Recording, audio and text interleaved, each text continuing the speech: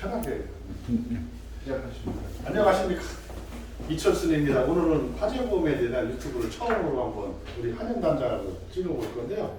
오늘 이야기는 화재보험과 관련된 법률들, 특히 우리가 신경 써서 가입할 때 염두에 두고 해야 될 것들에 대해서 편안한 대화 시간을 갖도록 하겠습니다. 네. 우리 한 단장님은 화재보험 많이 판매하셨죠? 네. 혹시 화재보험에서 민법 750조가 중요하게 적용되는 사례를 좀 알고 계신가요? 그 법조항은 많이 있는데요. 네. 750조, 761조 그런데 네. 민법 750조면 항상 말하는 게 불법 행위를 했을 때 상대방에게 배상 책임을 져야 된다. 네. 그래서 뭐 옛날에 뭐 헌법 불합치 결정도 있었다. 네. 이 정도로만 지금 민법 750조는 알고 있거든요. 오늘 한번 그 구체적으로 한번 생각해보는 시간을 갖도록 하죠. 우리가 민법하면 크게 이제 계약 이행에 관련된 책임하고 불법행위에 대한 두 가지 책임이 생기는 것을 가장 중요하게 여긴다고 봅니다. 그래서 우리 자동차 사고 때도 그렇지만 저기 나온 대로 민법 750조는 그대로 읽어보면 고의 또는 과실로 인한 위법 행위로 타인에게 손해를 가한 자는 그 손해를 배상할 책임이 있다라는 거예요. 그러니까 과실이 있으면 책임을 져야 된다. 불난 것도 과실이잖아요. 네. 그런데 옛날의 법은 실화에 관한 법률은 중과실이나 고의인 경우에만 책임지라고 했잖아요. 그렇죠. 그것만 아니면은 내가 책임질 필요가 없는 거죠. 그렇죠. 그래서 이제 그 당시에 보통 얘기를 많이 하는 게 200억짜리 건물에서 떡볶이집을 하는데 불나면 어떻게 책임지냐, 무서워서 못 살지 않냐, 그래서 고의나 중과실 때만 책임져라 그랬는데 2007년도에 서울대 교수님이 이거는 그럼 피해자는 뭐냐, 가해자는 보호를 해주고 피해자는 보호를 못 받지 않냐, 이 평등권 위배된다 해서 헌법소원을 해서 헌법 불합치 판결을 받아서 속된 말로 그 실화에 관한 법률을 고의나 중과실 때만 책임지라는 게 나가리가 됐어요. 모든 걸 다 책임지라는 겁니까? 그렇지. 그 책임지려다 보니 갑자기 그 법이 뭐 나가리가 됐으니 어떻게 해야 되는지. 민법 765조의 이 규정을 적용을 해야 돼요.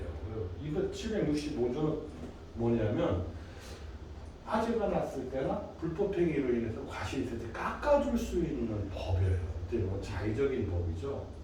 그래서 이런 거는 본정의 규정의 배상의 무자는 손해가 고의 또는 중대한 과실이 아닌 경우에는 그 배상으로 인해서 배상해야 될 사람이 생계에 막대한 지장을 미치게 되면 법원에 청구해서 깎아주세요. 나 저거 물어줄 능력 안 됩니다. 좀 깎아주세요. 이렇게 할 수 있는 법이 765조예요. 깎아주라는 말이 좀 사과를 깎아주라는 거예요. 경감을 해주라는 거예요. 물어줄 돈을 깎아주라는 얘기. 물어줄 돈을 깎아주라는 거예요. 하나님 저거 이제 다 물어주고 나면 저 평생 갚아도 못 갚습니다. 뭐 이런 얘기를 하면 그런 얘기가 되는 거죠.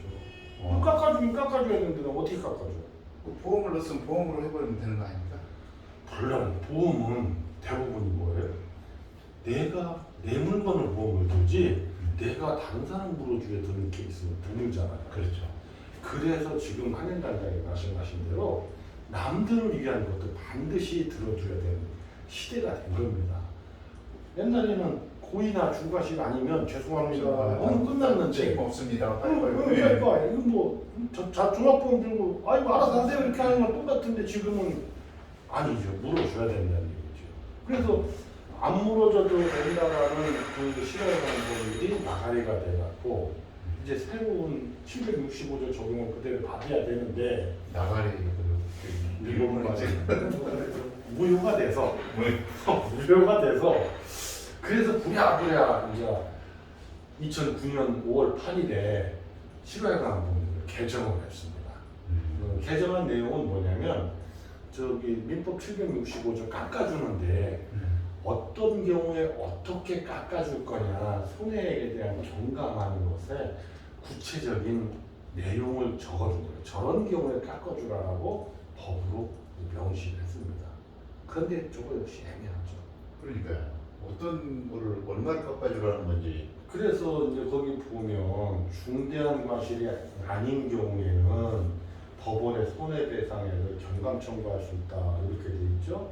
그래서 이제 법원은 이런 청구가 들어오면 뭘 따져야 되냐면 이게 참 복잡해요. 화재의 원인과 규모를 따져서 이게 가해자 피해자의 뭐 경제적인 능력, 뭐 또 피해가 어느 정도 컸느냐, 어떻게 됐느냐, 또 연소 좀 이어서 불이 옮겨붙게 된 원인이 뭐냐, 확대하게 된 원인이 있느냐.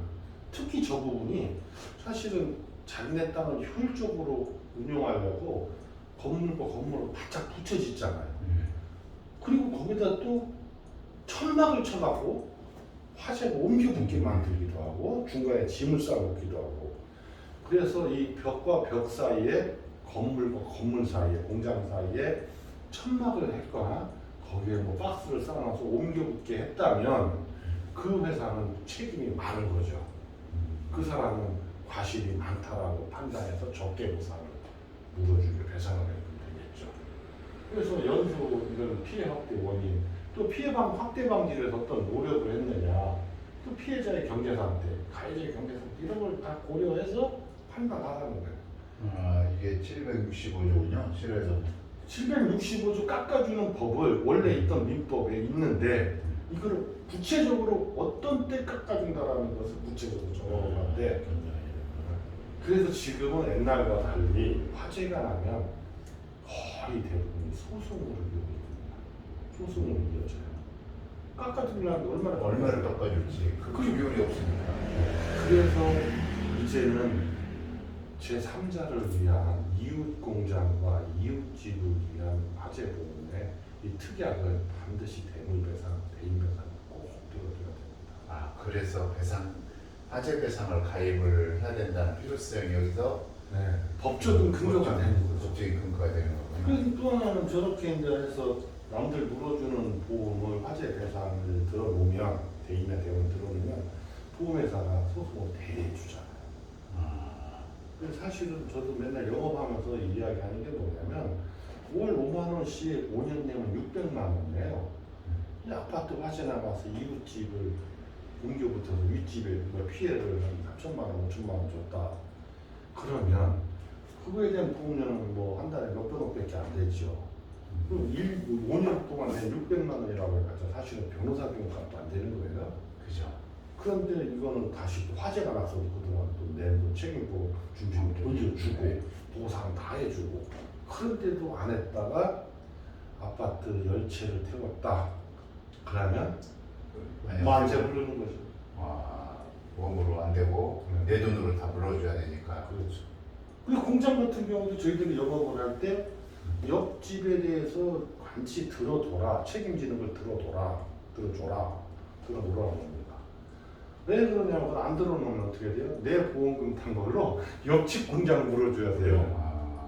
그래서 화재 보험은 두 가지, 내 공장 제대로 들여야 되고 옆집 공장이 피해 주는 것까지도 같이 들어줘야 됩니다.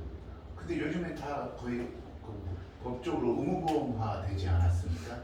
공장은 아니죠. 이제 특수건물 물건이라고 해서 3,000메가제곱 이상 연면적 되는 그런 공장만 가입하게 실화되는 100억, 뭐 10억 가지고 1억 5천 대인에 대해서 해주고 이렇게 되죠. 그런 것들을 해놓지 않으면 사실은 뭐 오늘도 화재 사고 났다고 연락 받았는데, 오늘은 무슨 사고였습니까? 플라스틱 공장인데 한 19억 정도 보험 들었는데 한 동 빼고 4개 동 중에 3동이 탔네요. 그러면 은행에서 먼저 질권 설정돼 있는 데서 뭐라고 할까요? 보험금 가져갈 거 아닙니까? 그렇죠.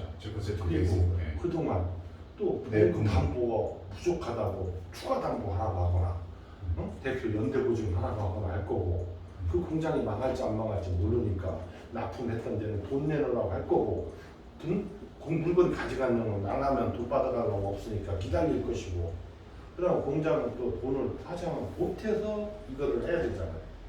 보태서 원상 복구해야 되는데 자 미쳐버리는 거죠. 오늘 화재 사고가 가입 금액이 얼마 정도? 19억 정도 된다. 어디 쪽에 위치가? 김포 쪽이에요. 김포 쪽에? 네. 무슨 공장인데? 플라스틱 사출 공장인데 결국 이제 거기는 좀 골치 아프죠. 그래서 저희들이 제주달가액으로 가입을 해라, 정부보험이 돼야 된다. 뭐 이렇게 얘기해주고, 사장님 이 공장은 이 회사는 사장님 거지만 이 회사 돈 사장님 거가 아니지 않습니까? 그 회사 돈 사장님 재산 지키고 회사 지키는데 아끼지 마세요라고 해도 맨날 본인만 싸게 하려고 하다 보면 사고가 났을 때는 우리 FP 입장에서는 아주 괴롭죠. 내가 조금 더 많이 들게 하고 조금 더 제주달가를 하게 하고 더 강하게 했더라면 할 텐데 사장님들의 고집이 세잖아요.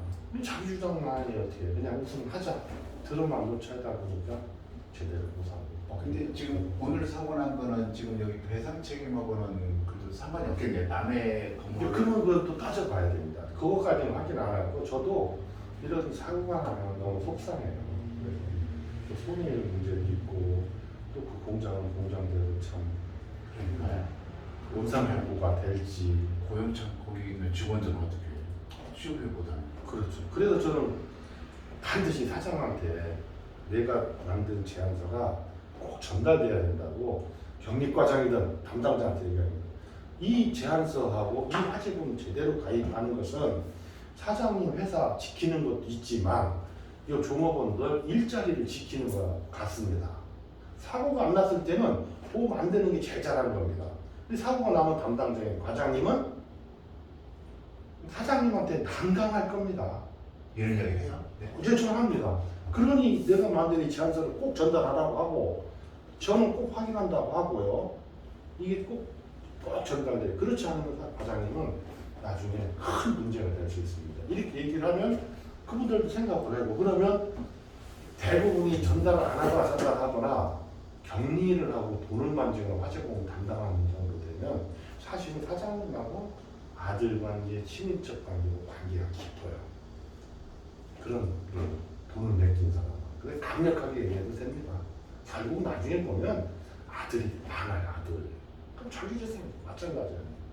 사장님한테 반드시 전달되라고 하고 소개해달라고 하고 강력하게 얘기합니다. 네. 또 올 수가 없잖아요. 오늘은 여기까지 저기 화재 사고에 대한 법률 비용 이야기하는 걸 갖다 민법 화재 배상에 대한 거죠. 네. 배상에 대한 이야기고 오늘은 화재 사고 나온 거에 대해서 그 안타까운 이야기를 다 화재 보험으로 커버했으면 좋았을 텐데 완벽하게. 요거 활용을 잘하시는 영업에 좋은 게요. 사실은 법대 나온 사람 아니면 행정학과 법대 나온 사람은 법 얘기하면요 졸려요. 졸린 것보다도 조금 약간 쫄리잖아요. 네. 그래서 이런 법으로 이렇게 법적으로 얘기하게 되면 위임을 하게 됩니다. 그래?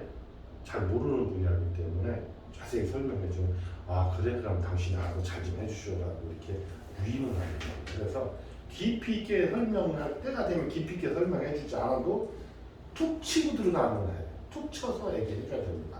그러면 본인이 잘 모르니까 어떻게 해야 돼요? 전문가한테 맡기게 되죠. 그리고 도움이 됐나 모르겠네요. 오늘은 여기까지 하겠습니다. 오늘 수고하십시오. 잘 됐나 먼저 올려보자.